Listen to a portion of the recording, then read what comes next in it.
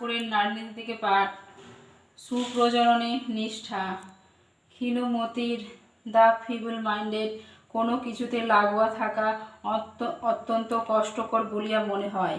আর এই লাগোয়া থাকা অভ্যাসকে যতই তাচ্ছিল্য করা যায়, মন ততই দুর্বল, চঞ্চল, ক্ষীণতর চিন্তা সম্পন্ন হয়।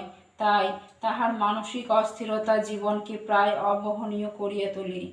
আবার এইরূপ অস্থির ও ক্ষীণমনা স্ত্রী তাহার স্বামীকে তাহার ভাবধারায় এমনতরভাবে উদ্বুদ্ধ করিতে পারে না, যাহাতে তাহার মস্তিষ্ক ভাবের আবেগে স্ফীত ও উৎফুল্ল হইয়া নিবিড়ভাবে আলিঙ্গন করে, এবং তাহারই ফলে সে এমনতর সন্তানের গর্ভধারিণী হয়, যাহার ক্ষীণ ও চঞ্চল মন ধাতুগত হইয়া থাকে। পরে তাহা সংশোধন অতি দুষ্কর হইয়া থাকে। আর অল্পায়ু, বেকুব ও রোগসংকুল সন্ততির ইহাও একটা প্রধান কারণ।